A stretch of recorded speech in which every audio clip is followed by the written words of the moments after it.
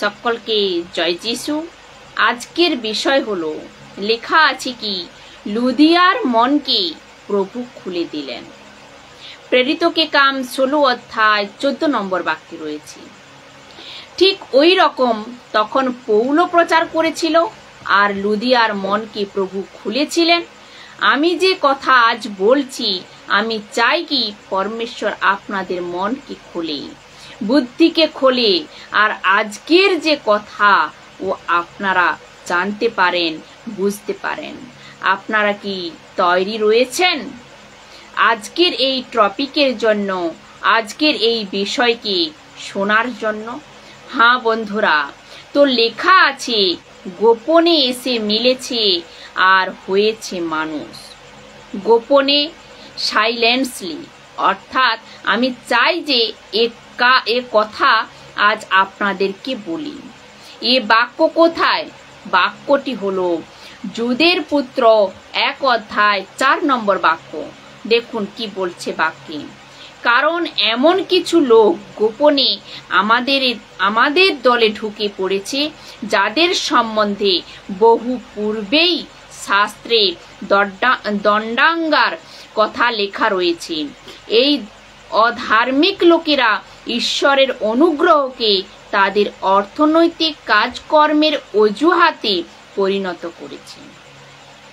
আর খ্রিস্ট যিশু যে তোমাদের একমাত্র কর্তা ও প্রভু, তা এরা অস্বীকার করে। তো এরা এরকম লোক যে গোপনে এসে মিলেছে। প্রেরিতকে কাম 20 অধ্যায় 30 নম্বর বাক্যে কি বলছে দেখুন। এমনকি তোমাদের মধ্যে থেকে এমন সব লোক উঠবে, যারা খ্রিস্টানুসারীদের নিজেদের অনুসারী করার জন্য উল্টা পাল্টা কথা বলবে। কিছু কিছু খ্রিস্টানুসারীদের তারা সত্য থেকে সরিয়ে দেবে। এর সাথে রোমীয় পুস্তকে পৌল বলে কি, রোমীয় 16 অধ্যায় 17 আর 18 নম্বর বাক্যে বলে কি, বলছে যে আমার ভাই ও বোনেরা, আমি তোমাদের বিশেষভাবে অনুরোধ করছি, যারা দলাদলি সৃষ্টি করে ও পাপকে প্ররোচিত করে, তাদের প্রতি লক্ষ্য রাখতে।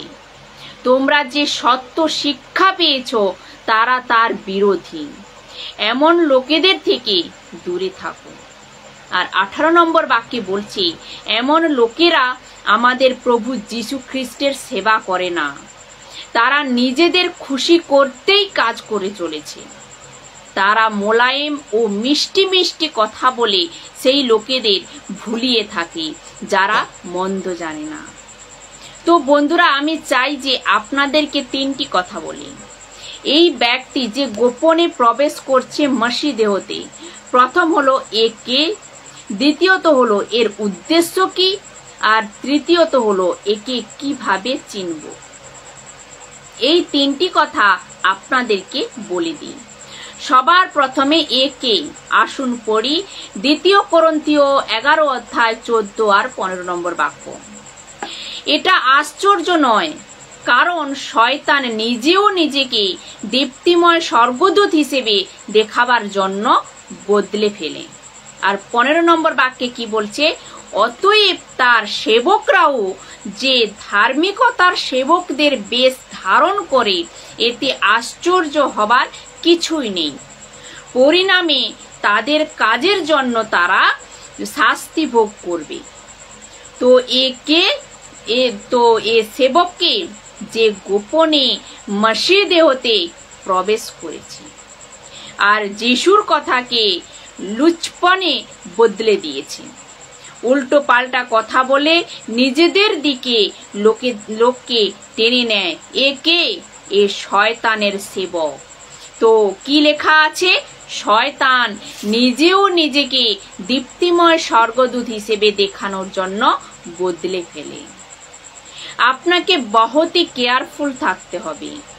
ওই ব্যক্তি থেকে আপনার চার্চে এরকম পাস্টার বেনে প্রবেশ করতে পারে, অ্যাপোস্টল বেনে, আপনার পাপা বা ড্যাডি বেনে দাঁড়াতে পারে, যাকে আত্মিক পিতা বলে কনটেক্সটে আজকাল লোক চালাচ্ছে।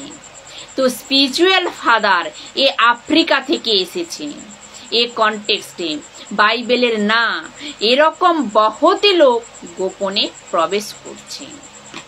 কিন্তু এ শয়তানের সেবক, একে শয়তানের সেবক। দ্বিতীয় হলো এর উদ্দেশ্য কি, এ কি করতে এসেছে। দেখুন বাক্যে কি বলছে, রোমিও 16 অধ্যায় 18 নম্বর বাক্যে কি বলছে দেখুন, তারা মোলায়েম ও মিষ্টি মিষ্টি কথা বলে, সেই লোকেদের ভুলিয়ে থাকে। তাহলে এর উদ্দেশ্য কি, ভুলিয়ে দেওয়া। এর উদ্দেশ্য হচ্ছে ভুলিয়ে দেওয়া, যিশুর থেকে দূরে নিয়ে যাওয়া হলো এর উদ্দেশ্য। যিশুর কথাকে গুরুত্ব না দেওয়া, ইম্পর্টেন্স না দেওয়া, শয়তানের কথাকে ফেঁসে নিজের আত্মিক জীবনকে খারাপ করে দেওয়া এর উদ্দেশ্য। কেননা যিশু কোনো দিন বলেনি তোমাদের এর উপর বহুতই ভালো জীবন, লাক্সারিয়াস লাইফ দেব না। পৌল বলে কি দুঃখ উঠাতে হবে, পিতর বলে কি দুঃখ উঠাতে হবে, যিশুও বলেছে কি দুঃখ উঠাতে হবে। কিন্তু এ মিষ্টি মিষ্টি কথা বলবে কি তোমাদের আশিস মিলবে, আশিসের 10 পয়েন্ট, কিভাবে আশিস আসবে ওর 7 পয়েন্ট, এরকম মিষ্টি মিষ্টি কথা বলে আপনাদেরকে ফাঁসিয়ে দেবে। এরপর তৃতীয় প্রশ্ন হলো একে কিভাবে চিনব। তৃতীয়ত কি হলো, একে কিভাবে চিনব। মথি 7 অধ্যায় 16 নম্বর বাক্যে কি বলছে দেখুন, বলছে যে তাদের জীবনের ফল দেখেই তোমরা তাদের চিনতে পারবে। বাক্যের ওপর ধ্যান দিন, কি বলছে যে তাদের জীবনের ফল দেখেই তোমরা তাদের চিনতে পারবে। কেউ কি কাঁটা ঝোপের মধ্যে থেকে দ্রাক্ষা বা শিয়াল কাঁটার ভেতর থেকে ডুমুর পেতে পারে? তো কিভাবে চিনব? আপনি যে চার্চে যান, ওই সেবককে, পাস্টারকে, যে লুসিফারের সেবক, আপনি ওই চার্চে প্রবেশ করেছেন বা কোন স্পিরিট ওই ব্যক্তির অন্তরে এসে গেছে, ওর কথাতে তুমি জানতে পেরে যাবে ওর কথা যিশুর সাথে ম্যাচ হচ্ছে কিনা, সংসারের সাথে ম্যাচ হচ্ছে, ওর কথা সেবকেরই দিকে যাচ্ছে, দুঃখ ওঠানোর দিকে নাকি সংসারের দিকে। ওর কথাতেই মথি 28 অধ্যায় 18 রয়েছে কিনা, যাকে বলে মহান আজ্ঞা, নাকি সংসারের ব্লেসিং এর কথা।